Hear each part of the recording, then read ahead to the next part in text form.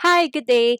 This is going to be the continuation of our discussion from the first video lesson of Unit 2, which is subject and content. So, for today's discussion, our topic would be about elements and principles of art. So, as we all know, whenever we are doing artworks, we have to abide by certain principles. And for us to be able to do that, we have to include elements. So, now let's start with our discussion.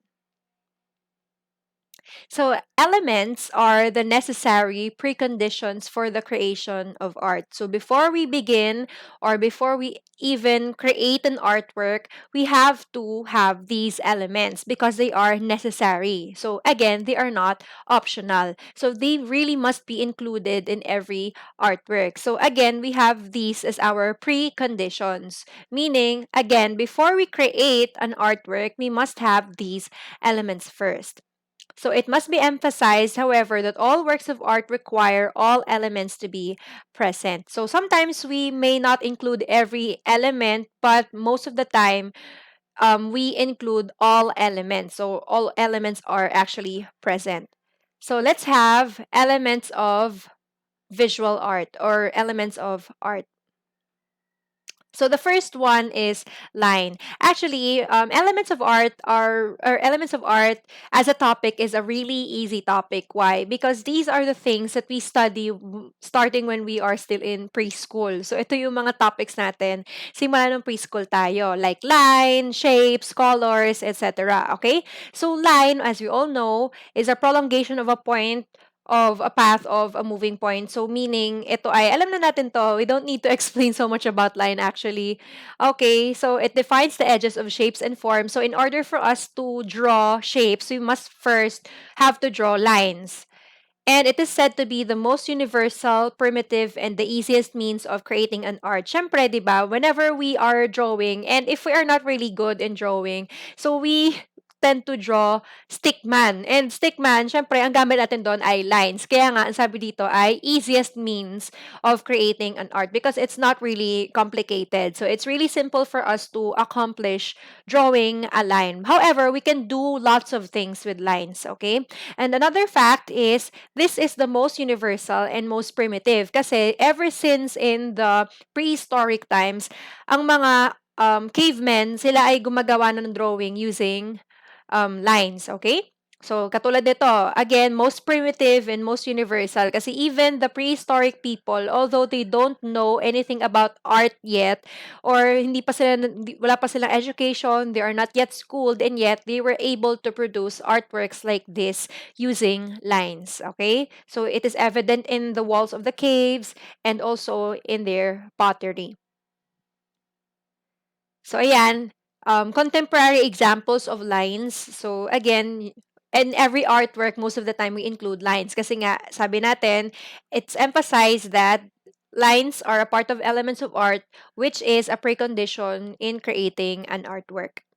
So, ito naman, examples natin ng mga artworks na lines din yung gamit, pero it looks a little bit more complex. Okay? So, you could actually create 3D figures using lines.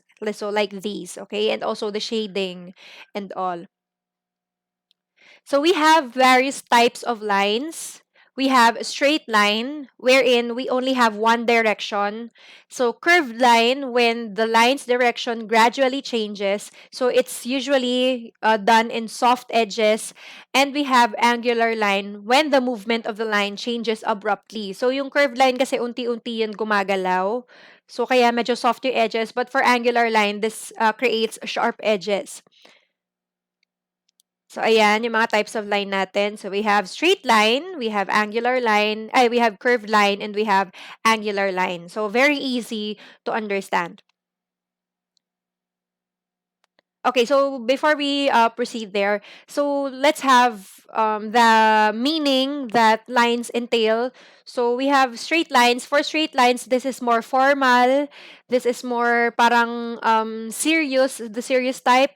pagka straight lines yung ginagamit natin, that's why in formal letters, kapag merong mga underline, sila yung ginagamit to emphasize certain important points. So again, indicating seriousness. What else? Kapag kami mga official documents tayo, we tend to use straight lines. Again, intending formality. So hindi tayo naglalagay ng curved lines doon na parang cloud yung effect niya dun sa mga formal letters natin, sa mga resume, sa mga minutes of the meeting. So most of the time, if we're intending to do something which is formal, we tend to use straight lines. Now, what about curved lines? This is used for fantasy-like themes or parang associated to girly themes.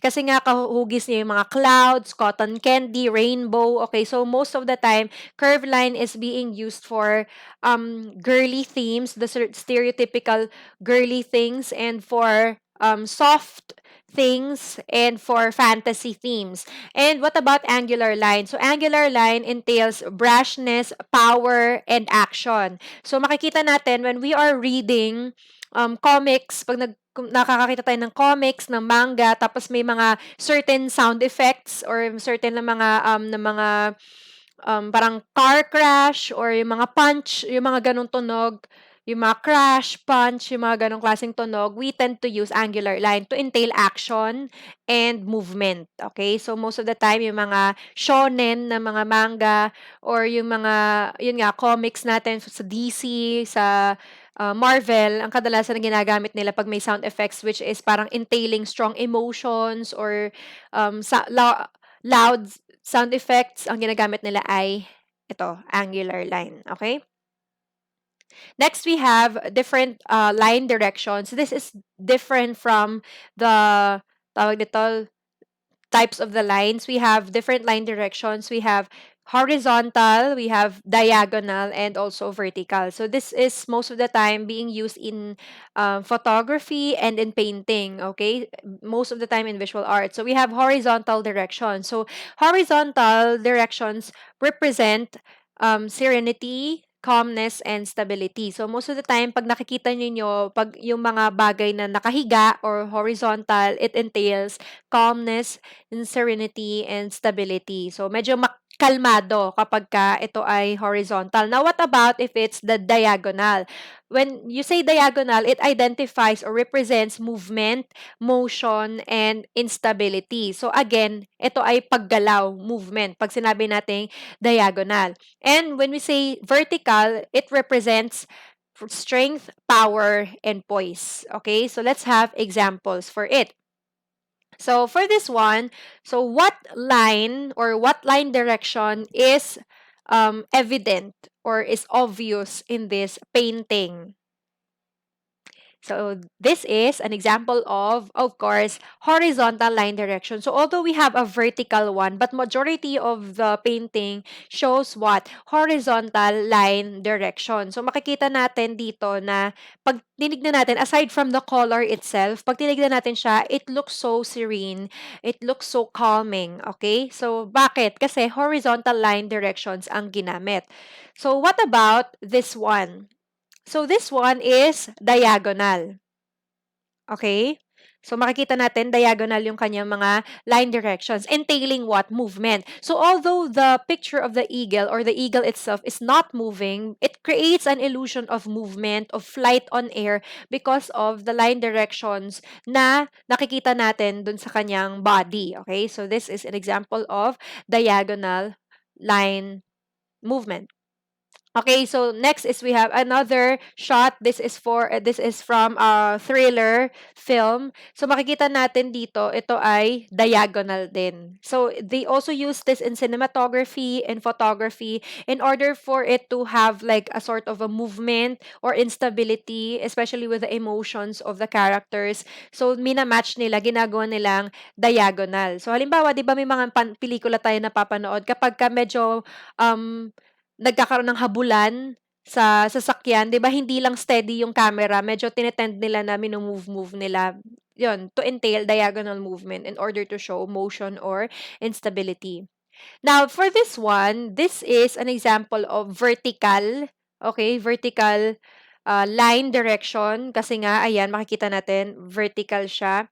So, ito ay naging controversial nung unang nilabas 'to kasi nga parang hindi nila masyadong makita ng maayos yung president because, nasa baba yung camera. Now when it was explained by the director ng cinematography nung kanyang SONA is because kaya nila 'to ginagawa kasi nga, parang pinapakita nila from worm's eye view para in worm's eye view, ibig sabihin yung from bottom tapos tinitignan natin yung subject natin, okay, pataas.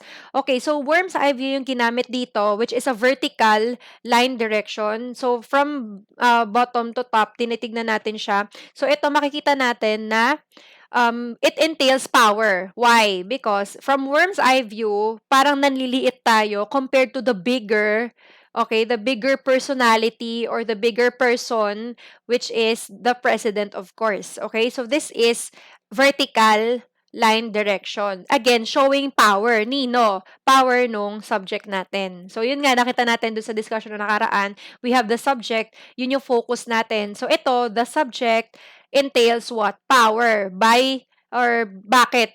Kasi dahil dun sa line direction natin ginamit.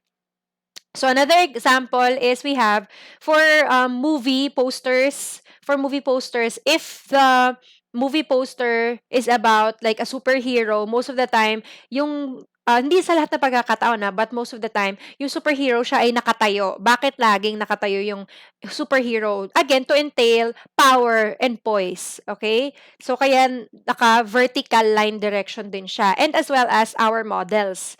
So, yung mga models natin, syempre, sila ay tinitignan sa tayo, sa vertical position. Syempre, in order for them to show their poise. Okay?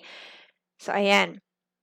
Next is we have shape and form. What is the difference between shape and form? So actually, they are just um, kind of the same, except that when we say shape, it refers to two dimensions only. So we have height and width, while the form refers to three dimensions. So height, width, and depth. In short, form is 3D, shape is 2D. Okay? So examples natin, ayan. So we have a circle for shape and sphere for form. Square for shape, cube for form. So triangles for shape, and we have pyramid for form. Okay, so again, form is 3D, shape is 2D. So yun lang po yung ano nila, yung pagkakaiba nila.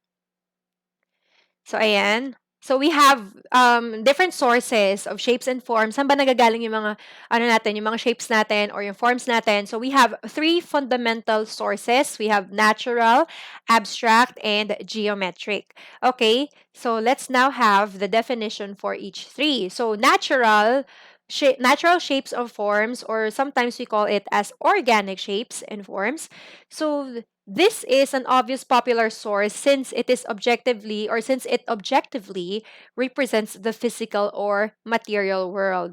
So these are shapes which are directly identified with the natural environment. So in short, when you say natural or organic shapes, these are shapes na nanggagaling sa mga natural na nakikita natin sa environment. Okay? So hindi niyo siya pwedeng sabihin na siya ay circle kasi hindi naman talaga siya circle. Yun ang ka-shape niya talaga ay yung nakikita natin sa ating environment. So let's have an example. So these are examples of organic shapes. Halimbawa, we have this tree. So can we identify this tree as another shape? Like, can we say that this is an oblong? Can we say that this is a circle? Can we say that this is a triangle? So, actually, no. Pwede siguro pagsamasamahin natin yung iba't ibang shapes in order to create this kind of figure. But yung exactly the same as this figure, wala tayong makikitang ganon. Why? Because this is organic. Again, if you're going to describe this shape, this is a tree-like shape. Why? Why tree-like shape? Because it's organic, or this is natural. So again, when we say organic or natural, you cannot identify this as another shape, like a geometric shape, kasi nga, hindi naman talaga accurately na ganun yung itsura niya. Kasi nga, this is organic to the environment. So, it belongs with nature. So, another example is this. So, although we can see na pwede natin sabihin na this is somewhat a circle or an oblong, but the design here, okay, so it's intricate. So, hindi siya ganon. So, pwede natin sabihin na shell-like shape, okay? Another is we have leaf, a leaf shape. So, hindi natin pwedeng sabihin, is this oblong? Kasi pwede naman na medyo elongated siya, medyo oblong yung itsura niya. But what about this pointed end? And yung mga edges niya na medyo paliit ng ganyan. So, you cannot identify this as a diamond, as an oblong, kasi it's leaf shape. Okay, it's leaf shape because it is organic or natural. So, another example is we have snowflake. So, snowflake, we could achieve this by using lines. But when we are going to use shape, probably we are going to have a problem. Kasi the outer appearance of it, pwede natin sabihin na it's circular, but it's not really circular kasi nga it has parang pointed edges. Okay? So, ito ay snowflake shape. Okay? Kasi this is, again, natural shape or organic shape. So, another examples, ayan, yung mga leaves and then yung mga fruits. So, hindi natin pwedeng sabihin na oblong shape ito because it's pear-shaped. Peras, okay? So, this is pear-shaped. Next is we have abstract shape. Now, what about abstract shape or forms? So, these are fundamental shapes that are objectified coming from an idea, emotion, or experience. So, this is any kind of shape that probably doesn't exist really in reality unless they are really carved or created to look like that, okay? So, it only comes from your ideas, your emotions, and experience. And a thought process shape where it solicits further understanding, likewise appreciation of the articulated or emphasized idea. So everybody of you probably knows abstract or what abstract is. So you are just going to contextualize it into a shape. So examples natin dyan ay like this, okay? So although ito medyo may geometric shape siya dyan, pero yung mga iba na mga shapes dyan, hindi naman talaga siya nag-exist in reality. And halimbawa, ito din, yung ganitong shape, 'di ba? So this is an abstract shape. So kumbaga, wala tayong exact form or exact shape for it because it only exists in the mind. So this is abstract, okay? So madalas ito ay nagiging mga ornaments natin sa office or sa walls, sa mga corridors, nagiging mga design siya. So yun yung examples. Ito din, mga examples din siya na abstract shapes. Ayan. So, makikita natin na ito ay mga examples ng abstract shapes.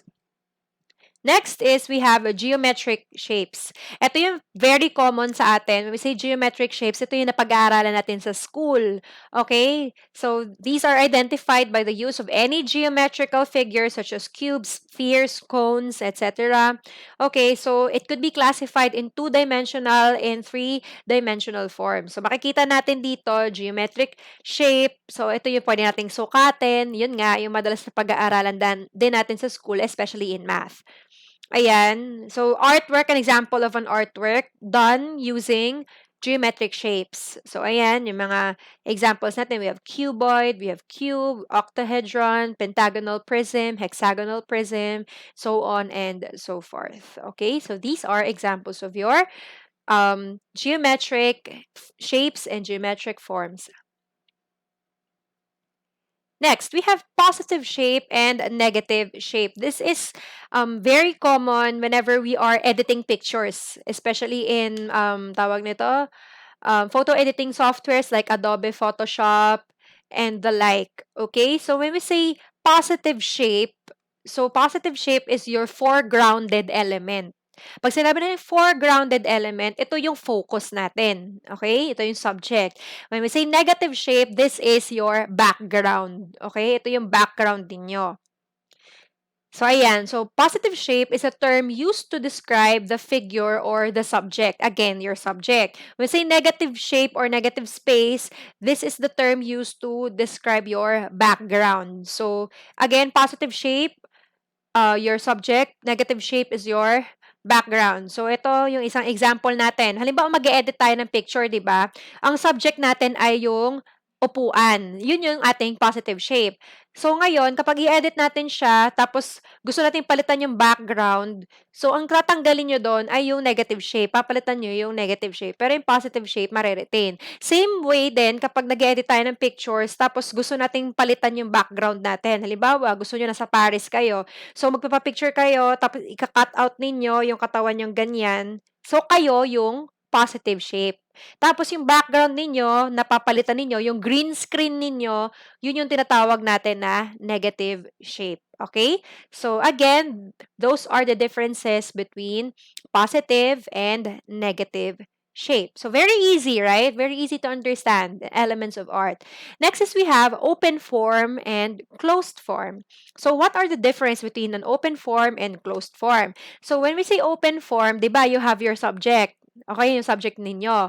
Tapos pag sinabi nating open form, parang meron siyang dimension sa likod na parang it extends. So hindi lang nagsa-stop dun sa subject ninyo yung visual illusion. Halimbawa dito kay Mona Lisa. Si Mona Lisa um, yung ating subject, so makikita natin. Pero pag tinignan ninyo yung likod ni Mona Lisa, it's as if parang it extends. Parang may dimension dun sa likod niya. Na parang kumbaga, kapag pumasok kayo doon sa artwork or pag pumasok kayo doon sa picture ni Mona Lisa, pwede kayo mag-explore dito hanggang sa likod.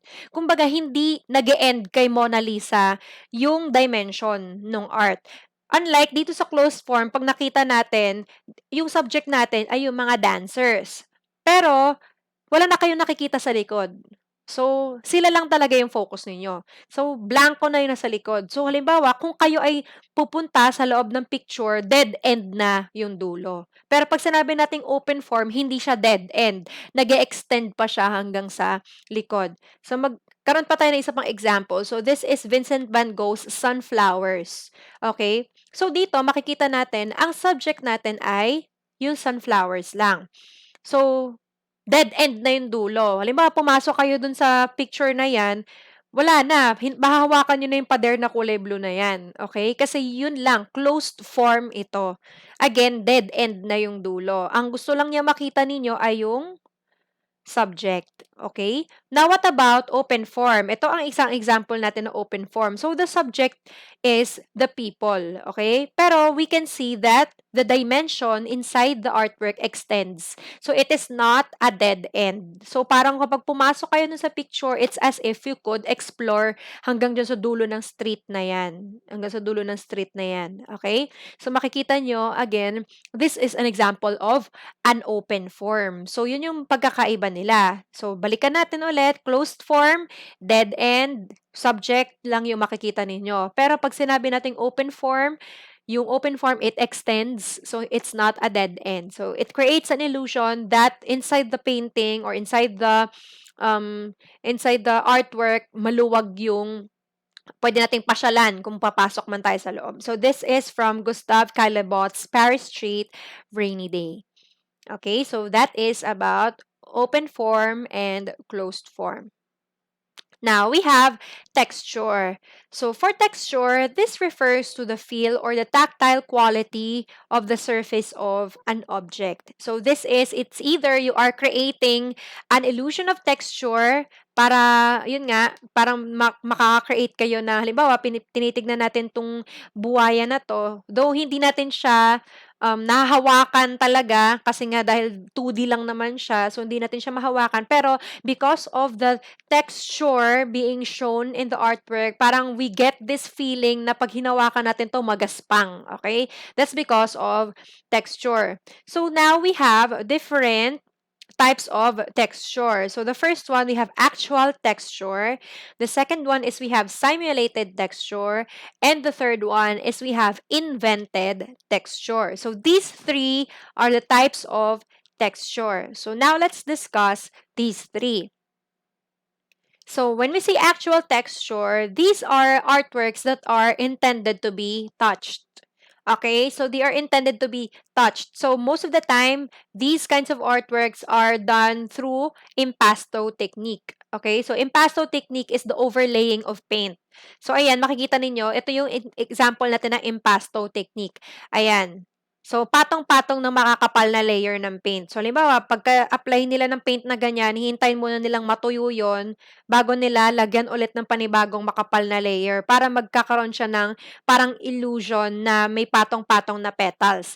Pag sinabi nating actual texture, they are intended to be touched talaga.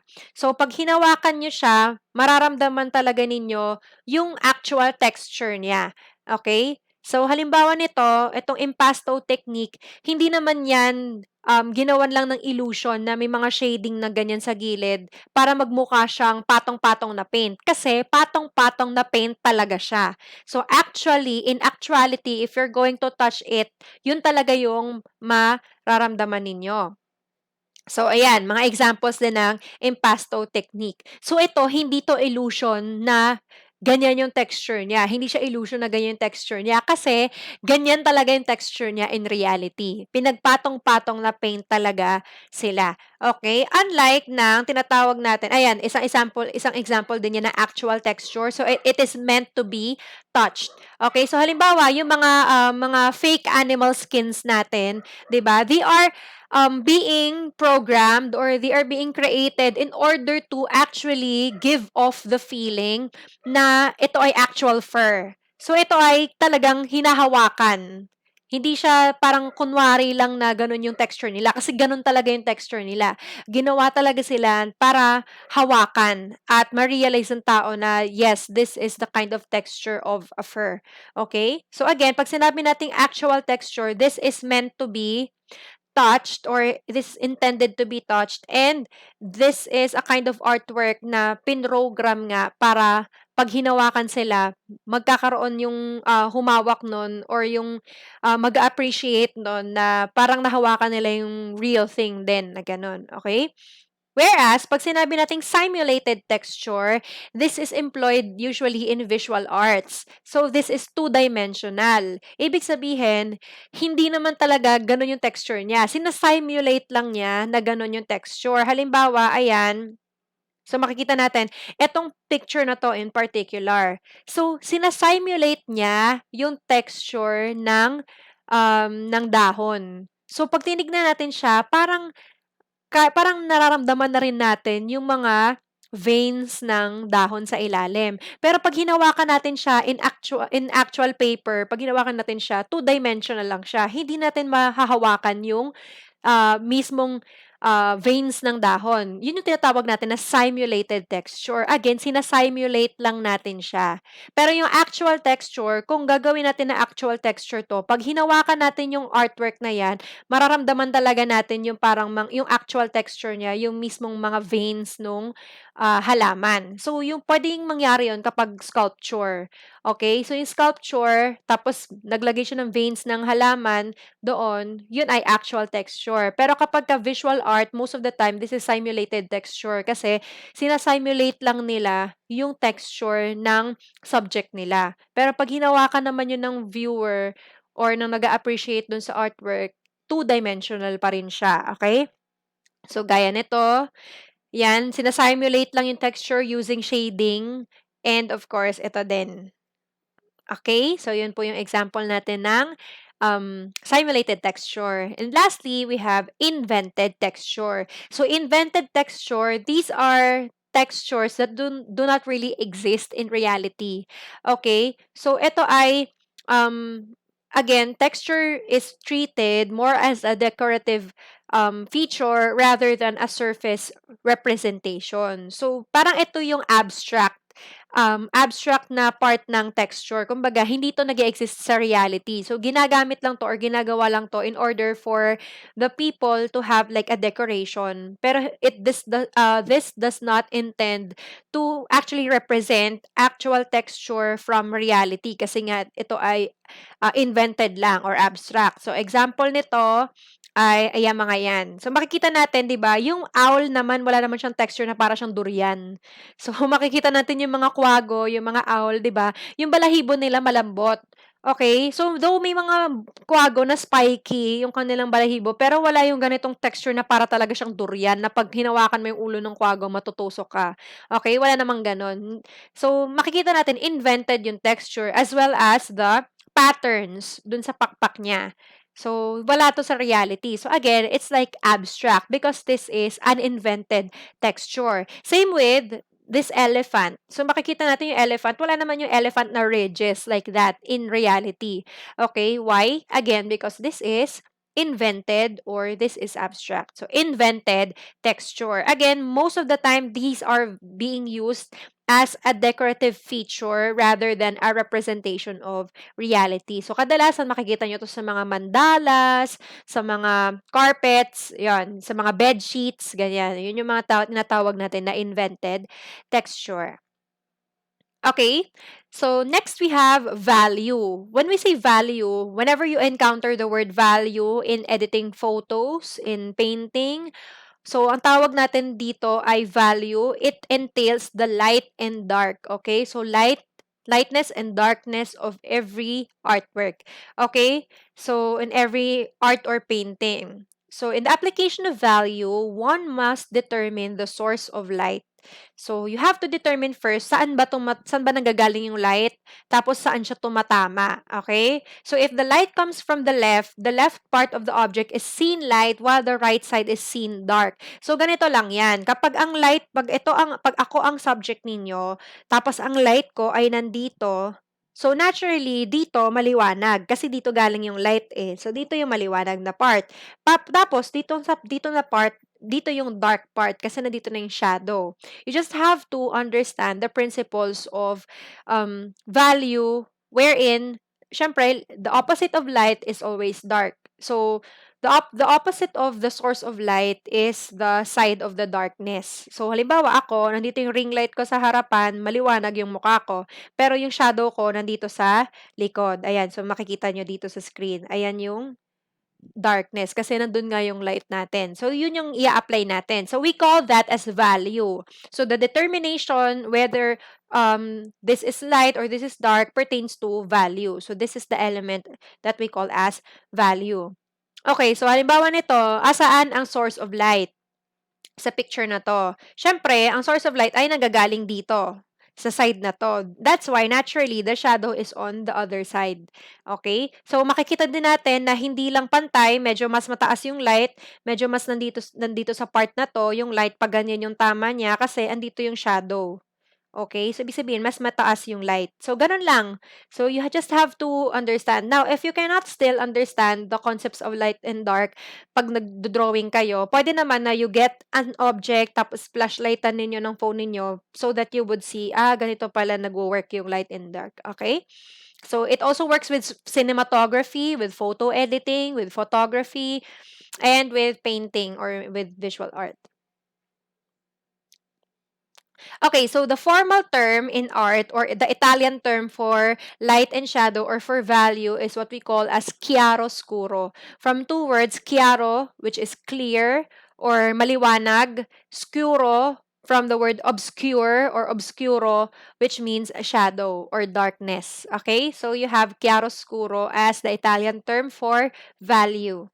So ito nga, isang example. Ito, ang source of light ay nandito nanggagaling. Kaya, naturally, ang shadow nasa baba at nandito sa part nito. Okay, so you have that as value. Again, value is lightness and darkness in an artwork. Ayan. So, ito yung ano natin, yung visual representation of how chiaroscuro or value works. So, if this is the source of light, so directly here in this point, this would be the most kumbaga, the most light part or the lightest part rather. So, dito yon directly katapat niya. So, we call that as highlight. Ibig sabihin, yun talaga yung parang pinaka-na-highlight na part. Kasi iba yung light lang sa highlight. Highlight yung directly natatamaan ng ilaw. Okay? So, ito yon. Tapos, ito na yung light part. Tapos, unti-unti na siya gradually fading into shadow.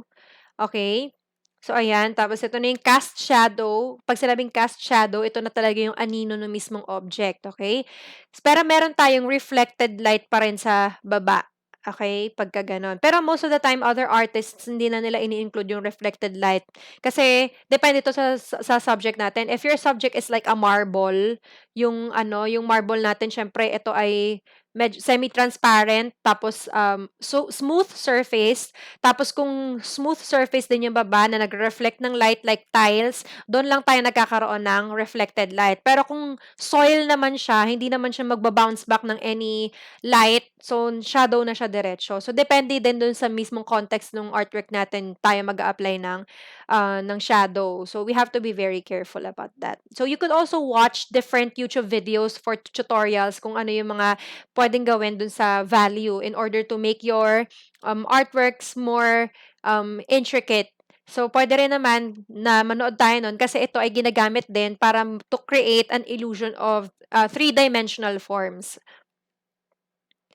Okay, so we have volume and solidity. So this is only like a supplementary element to forms kasi nga yung forms ay three-dimensional. And when we have a three-dimensional object, naturally, it has volume. Okay? So we have, ayan, pag three-dimensional, again, it has volume. As simple as that. Okay? So ayan. Now, how can we create three-dimensional objects kapag nagdo-drawing tayo? Kasi as we all know, painting or visual art or drawing, this is two-dimensional kasi it's being done on a flat surface. Pero how can we create a three-dimensional object in a two-dimensional drawing? Okay? So most of the time, this is being done through the use of value. Kaya it's important again to study value kasi it would entail the shape or the form of your subject. Halimbawa, ito, yung paggawa natin ng sphere, kung hindi natin nilagyan ng value or ng light and shadow to, circle lang to. Pero dahil dun sa shading na ginawa, it created an illusion that this is three-dimensional, as well as this cylinder, this cube, and this cone. Okay? So, ito ay ginawan or ginamit yung value in order to create an illusion that they are three-dimensional. But in reality, pag hinawakan natin yung bond paper, flat naman yon. Okay? So, again, this is only an illusion created by value. Next is we have the concept of space. So, space exists as an illusion in graphic or two-dimensional visual arts, but in sculpture, it's actually present. Kasi nga, in sculpture, that is three-dimensional already. So, you are not going to create an illusion because in actual or in reality, three-dimensional na siya. So, hindi mo na kailangan gumawa ng illusion. Pero pag sinabi nating graphic visual arts or in drawing, in film, two-dimensional kasi yun eh.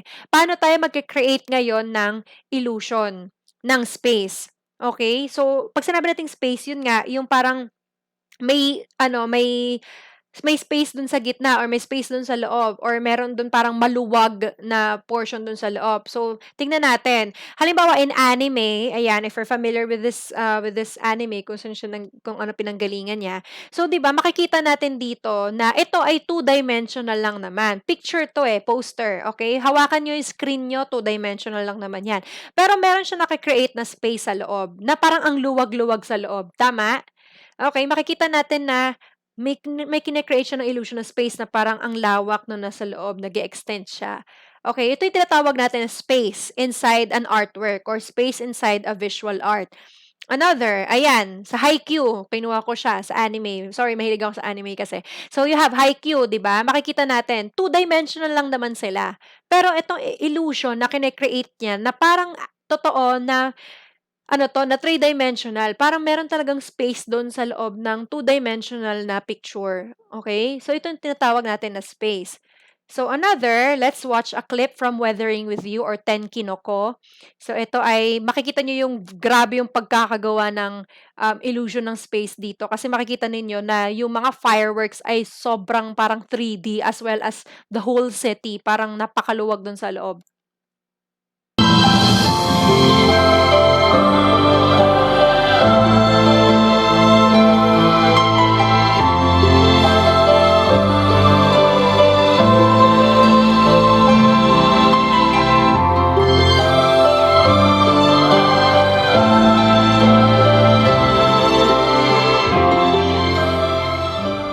Parang hindi naman parang hindi naman happy 'no, yung 2020. Pero kung nakita natin yung video 'di ba, kanina, again yung illusion niya umiikot yung camera tapos yung fireworks parang it creates space 'di ba?